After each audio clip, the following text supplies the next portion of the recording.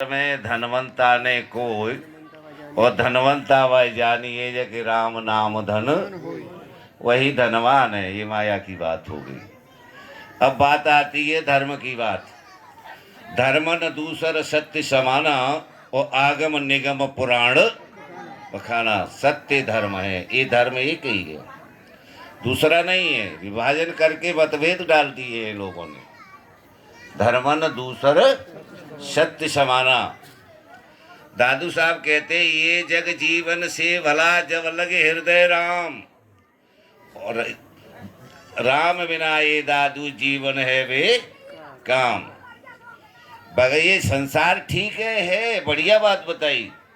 और कुछ विद्वानों ने ये कह दिया कि संसार है ही नहीं, लेकिन वो कह रहे हैं कि जब लगे हृदय राम, जब तक हृदय में राम का जो निरंतर चिंतन चल रहा है तो जीवन ठीक है, नहीं तो ये बेकाम है, किसी मतलब का नहीं है। बात आती है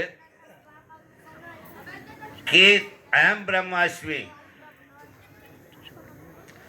आचार्य जी ने कहा था, तो मैं इस बात को सुन भी रहा था, समझ भी रहा था। तो कह रहे सच्चिदानंद स्वरूप में सतगुरु की मुख ते पहचानो। अभी पिंडी की बात हुई ना, किसकी बात मानी थी? संत की। सच्चिदानंद स्वरूप में सतगुरु के मुख ते पहचानो, जागृत स्वप्न सुषुप्त जो आदिक तीनों कालों में परमानो। जागृत आदि लयाविद तीनों कालों हो स्थे सत मानो।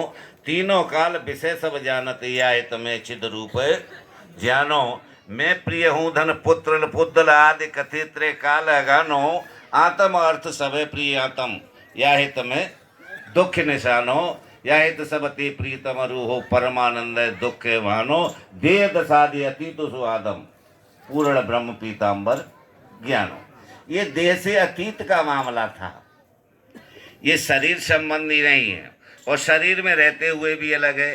जागृत और सुषुप्त, जागृत स्वप्न और सुषुप्ति में वो तीनों कालों में रहता है, और हम सुसुप्ति में नहीं रहते कि जिन्हें कहाँ है, जिन्होंने शरीर को मारे। शरीर संबंधी है नहीं, लेकिन ये बात को कब जाना?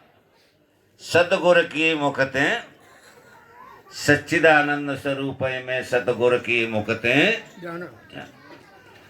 अब ये बात जो है कब समझ में आएगी? गुणातीत की बात है। ऐसा साधक हो, ऐसा साधक हो, साधना करने वाला हो जो गुणातीत से अलग उठ करके जाए, ये तब सच्चिदानंद बनेगा।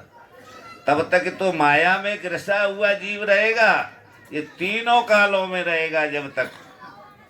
और तीन काल तक इस काल का शासन है, तीनों तक। और तीन अवस्था में भी इसका शासन है। यहाँ ये काल की परिधि में ही आते हैं। या भाई ये बात आती है कि मोक्ष कैसे मिलेगा? इससे जो ऊपर उठ जाता है, तुरीय अवस्था में चला जाता है, उससे तब है और उससे पहले नहीं है। तीन अवस्थाओं से परे जाता है, तीन गुणातीत हो जाता है, तब है ये सच्चिदानंद स्वरूप में सतगुरु की मुखते पहचानो। तब ये उस गुरु ने बताया कि ये तू नहीं है, ये शरीर मैं नहीं हूँ, ये आंख मेरी नहीं है, ये कान मेरा नहीं है, मैं इसमें देखने वाला हूँ, ये शरीर मैं नहीं हूँ।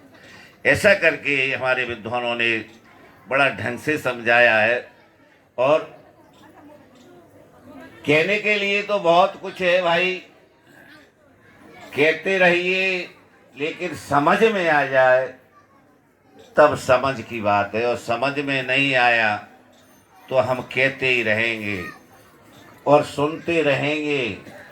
और कहते सुनने में समय आ गया। दादू साहब कहते हैं, लोहा माटी मिल रहा दिन दिन का ही खाए, और दादू पारस राम मिल के तकू गया बलाए। ये लोहा जो इतनी धातु वस्तु होती है, उसे भी काई एक दिन खत्म कर देती है। दादू पारस राम बिन।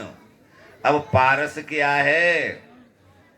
पारस अगर होता तो आज किसी के पास होता और किसी के पास होता तो उसने तमाम लोहे को सोना बना लिया होता। जब वो सोना बना लिया होता और रखा होता तो ईडी और सीबीआई ने आज उसे पकड़ भी लिया होता तो वो पकड़ में आ जाता। लेकिन ये धातु का जो प्रमाण दिया है वो पारस संत ही हैं। पारस जो हैं वो संत ही हैं, यानी मनुष्य को, लोहे रूपी मनुष्य को वो स्वर्ण सोना बना देते हैं जब उनसे वो लग जाए तब। और जब तक वो दूर दूर रहेगा तब तक वो पारस होने वाला नहीं है। कहते सुनते दिन गए, कहते सुनते बहुत दिन बीत गए, लेकिन कुछ समझ में नहीं आया। आएगा कब?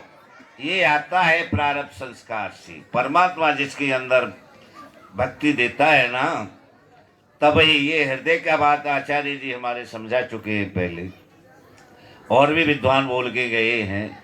वो परमात्मा कहाँ है?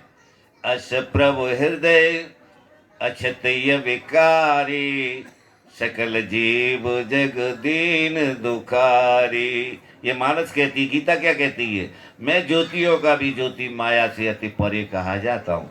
बोध स्वरूप जानने के योग्य तत्व ज्ञान से जाना जाता हूँ और सबके हृदय में स्थित हूँ। इसे वेद ने भी कहा, सहस्त्र शीर्षा पुरुषो सहस्त्राक्ष सहस्त्र पातम शभूमि वृत्योतिष्ठतम दशांगुलम। वो हजारों सिर वाला पुरुष, वो ब्रह्म, हजारों सिर वाला, हजारों आंख वाला, हजारों पैर वाला। और कहाँ स्थित है? सर्वतो वृत्यातिष्ठतम दशांगुल, नाभि से 10 अंगुल ऊपर हृदय में स्थित है। सब घट मेरा साइया सूनी से जिन कोय, बलिहारी जा घटन में जागत प्रगट। कभी साहब तेरे ही में राम हुए ताई न देखा जाए, ताको तो तब देखिए जब दिल की दुविधा जाए।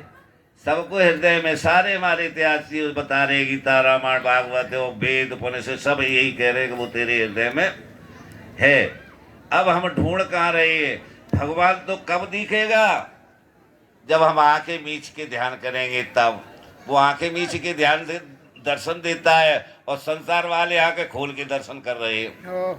ये बड़ा कृष्ण कह रहे हैं, अर्जुन मुझे तू अपने इन प्राकृत नेत्रों से देखने में निसंदेह समर्थ नहीं है, और हम आंखें खोल के वह प्राप्त करे चाहते हैं। तो हो सकता है क्या? हमारे कृष्ण की बात को नहीं मान रहे हैं। दोनों समीप खड़े हैं एक रथ पर, और फिर भी कह रहे हैं अर्जुन तू मुझे अपने इन प्राकृत नेत्रों से देखने में निसंदेह समर्थ नहीं है। हम आंखें खोल के देखना चाहते हैं, वो आंखों के लिए मना कर रहे हैं। वेद कह रहा है समुद्र से तिष्ठित रूप मस्न चक्षुषा पश्यन्ति कृष्णेनम हरा मनीषा मनसा विकल्पते ये तो दिव्यदुर्मतास्ति भवंत। वो कह रहे हैं वो परमात्मा का स्वरूप विषयों के रूप में नहीं ठहर सकता, उसे कोई भी इन चर्म चक्षुओं से नहीं देख सकता। यहां तक गारंटी ले लिए भेद दी, चिल्ला चिल्ला के कह रहा है। लेकिन हम दर्शन खुली आंख से कर रहे हैं। क्यों? कि हमें वो सदगुरु नहीं मिला जिसने हमें ये तरीका बताया होता। सदगुरु अगर हमें मिल जाता तो इस प्रपंच से तो हटा देता ना। प्रपंच से हटा करके जो चिन्मय है उससे जोड़ देता। अब विषय आता है, गोस्वामी जी लिख रहे राम अतर्क बुद्धि मनवानी। वो कैसा है राम? अतर्क है, तर्क का विषय नहीं। रोज लोग तर्क कर रहे हैं, जाने क्या क्या कहते हैं। कभी कोई किसी का प्रमाण देता है, कोई किसी का प्रमाण देता है, कोई किसी का प्रमाण देता है। राम अतर्क बुद्धि मनवानी और मत हमारे ऐसे सुनो शयानी। अब नाम के लिए बहुत से लोग जोड़ देते हैं। गोस्वामी जी एक नाम की व्याख्या की है मानस के अंदर, विबसऊ नाम जास नर कहीं और जन्म अनेक रचित अघ दही।